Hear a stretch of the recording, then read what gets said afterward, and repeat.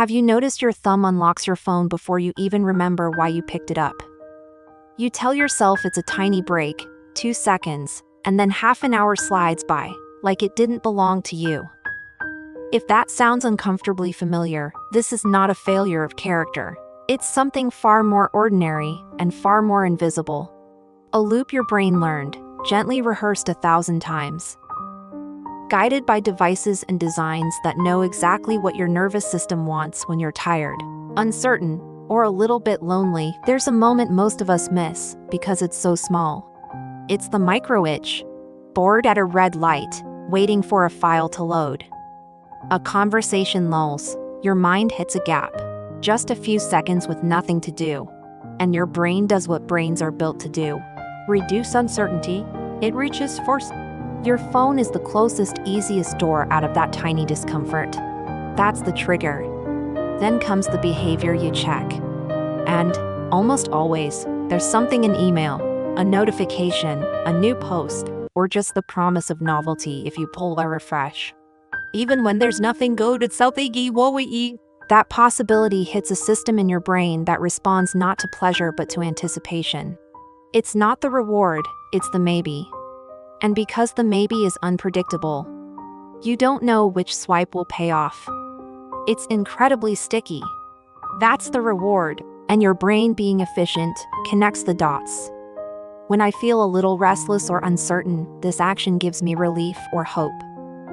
So it reinforces the behavior. Trigger, behavior, reward, reinforcement.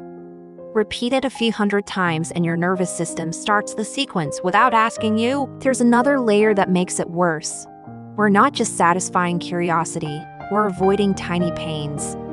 That moment before you check, there's usually something under the surface. A task that's harder than you want it to be. A feeling you'd rather not think about. A conversation be doing more.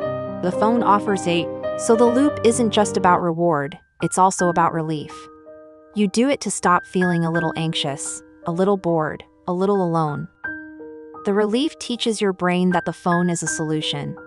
And here's the trap: the more stress you carry, the more valuable that solution feels. When your day is heavy, your prefrontal CEO brain, the part that plans and says no, gets fatigued. The survival part wants short-term certainty now. In that state, anything that promises immediate relief jumps the line. So you reach more, and every reach tells your brain, "See, that worked." People often say, "I know this, I just need more willpower." But willpower is a terrible strategy when you're swimming against a current designed to carry you downstream. Every ping, red badge, and endless scroll is engineered to be just uncertain enough. Just rewarding enough to keep you guessing. The uncomfortable truth is you think you're choosing, but in many moments you're being nudged. Not because you're weak, but because you're human and very normal cognitive biases are being used against you. We all prefer rewards now over rewards later. We're hypersensitive to social signs of approval or exclusion. We're drawn to novelty and to anything that might reduce the anxiety of not knowing. If you put those biases into an always-on device that fits in your hand and promise it'll solve boredom, soothe stress, and keep you from missing out, here's a quiet reversal that might change how you see this. The opposite of distraction isn't focus. It's feeling safe. When your nervous system doesn't feel safe, when you're overloaded, underslept, or uncertain, distraction becomes soothing. The phone is one of the fastest ways to simulate safety. You can check the world, check your people, check your status, check that you're okay. The relief is real, but it's shallow and short-lived. It never takes you down into genuine rest. This is why the relaxing scroll leaves you not. You gave yourself stimulation, not restoration. Your attention kept flaring and switching. Your brain caught 100 tiny open loops, headlines without resolution, jokes without context. Someone else's perfect life about why yours feels messy. Each loop asks for mental closure you never did. On top of that, the novelty spikes you think are taking the edge off are keeping your arousal system lightly activated. So your body doesn't really downshift. You close the apps, and what's left is fatigue with no satisfaction. There's another reversal worth sitting with. We often treat boredom as a problem, something to be masked or killed with content. But boredom is a signal, not an emergency. It's your mind's way of saying, I have unused capacity. I want to wander, to integrate, to make meaning. When you reflexively erase boredom, you erase the moments where your brain consolidates memory, decompresses emotion, and lets vague ideas link up into insight. How many of your good ideas arrived in the shower, on a walk, and in the quiet minutes when you weren't feeding your attention with more input? What if the minutes you're most tempted to fill are the minutes your brain needs to heal? So what do you do if you're caught in the loop? If your thumb unlocks your phone before your conscious mind arrives? Start by making the invisible visible. For one day, don't try to change anything. Just notice the reach. Not the hours after, not the shame spiral. The moment of reach, ask a soft question right there. What am I feeling right now that I don't want to feel? And what am I hoping to find on the screen? Be uncomfortably specific. I'm trying not to start that hard email. I'm trying not to feel alone in this apartment. I want proof that I'm still relevant. I want a quiz. This isn't about judging yourself. It's about mapping the loop and reclaiming 2 seconds of consciousness before it runs. In those 2 seconds, give your nervous system a different first step. A pause. Not as a moral exercise, but as a physiological reset. Try this. The moment your hand moves, exhale slowly. Like you're fogging a window. Long exhales tell your body, "Eche." Then ask yourself a practical question. What am I actually opening this for? Say it out loud. Text Hannah back. Check the time, look up that recipe. If there's a clear answer, go do that, and close it. If there isn't, you caught the loop midair. That single act nearing the end, it flips a switch from automatic to deliberate. It tells your brain we are using this tool, not being used by it. Of course, there will be plenty of times you won't catch it. That's okay, you don't need perfect control. You need better defaults. The brain learns from friction and ease. So make the behaviors you don't want a little harder, and the ones you do want a little easier. Think about the moments that hijack you late at during tiny gaps at work. What if your charger lived outside your bedroom and your alarm lived on an analog clock? What if your home screen were boring, no red badges, no colorful icons, just tools you actually use? What if opening social apps required you to type a short phrase that reminds you of your intention, like check messages at 1 p.m., creating just enough friction to wake up? What if you scheduled 2 or 3 check-in windows, not to be strict, but to give your brain the promise that you won't miss out? When people hear suggestions like these, they often say, "That's too much. I should just control myself." But these aren't handcuffs, they're guardrails. You already live with architecture. Doorways determine where you walk. Design your digital doorways with the same respect. Another small shift that pays off. Give your body an alternative self-soother for that micro itch. If your brain is reaching for relief, give it relief that actually restores. Keep water within arm's reach and take 3 slow sips when you feel the pull. Stand and stretch, enough to move your shoulders and jaw.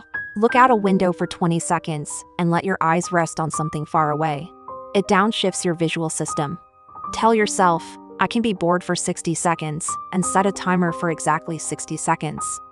You're not forbidding the phone, you're creating a speed bump. Most urges are waves that peak and pass in 90 seconds edge. And when you do choose to scroll, do it on purpose. Make a tiny ritual of starting and ending. Light a metaphorical porch light for your attention. Say, 10 minutes, and actually set a timer. When it goes, close it. Not because you're a monk, but because you're practicing being your own driver again. On the relationship side, remember why some notifications bite deeper than others. We're social animals. A missed text can feel like a missed signal of belonging. If that's your trigger, create reassurance without constant checking. Let important people know you'll check messages at certain times and that. Use Do Not Disturb with favorites so you're not anxiously scanning for emergencies. Reduce the number of places people can reach you. Every extra inbox is an extra open loop. Fewer doors, less paranoia that you missed a knock. Does that sound too rigid? Or does it sound like your mind could finally take? There's a choice you get to make every morning that changes the rest of your day. What you do with your first quiet 20 minutes. If your phone is your first fix, you hand your attention to the loudest bidder before you've even met yourself. What happens if you don't? What happens if you don't? What happens if the first 20 minutes, you're stuck? As people think they don't have time, but we're not talking about adding something grand. We're talking about not subtracting yourself from yourself. Similarly, the last 20 minutes before sleep, the part where your brain decides what to store and what to let go, are sacred. If you fill them with shock, outrage, and to the knee, if you replace it with quiet, your nervous system remembers how to power down. This isn't romantic advice. It's practical neurobiology. Maybe the most powerful reframing is this: the phone isn't the enemy. It's a tool that became a portal for our biases and our stress. It can connect, inform, inspire. But in overloaded moments, it becomes a fast-acting anesthetic with side effects.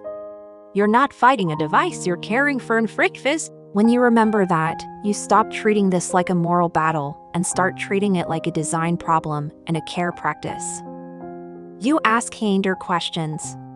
Am I giving myself what I truly need, or what's just easy? If I knew nothing urgent was coming in the next 15 minutes, what would I choose? If you've watched this far, you probably know the exact moments that get you. The phantom buzz that one and there. The check you do when you're stuck on a sentence. The doom scroll that steals your bedtime. Pick one of those moments and design a tiny intervention for it. Not for your whole life, just for that one doorway. Catch it. Decide on purpose. And when you don't catch it, resist the urge to make it a story about your worth. Stories like, I'm addicted, and I have no discipline, only drive you back to the thing that momentarily quiets that shame. You're not broken. You're learning how not to be guided by the latest and loudest. You're learning to leave boredom alone long enough to let it become curiosity again. I'm curious what your biggest trigger is. Is it the lonely evening, the awkward silence, the stress before a deadline? And what's one small speed bump you're willing to try this week? Share it in the comments. You might give someone else an idea they need. If this sparked something and you want more gentle, practical psychology for your everyday mind, a like helps more people find it. And you're welcome to subscribe for future videos.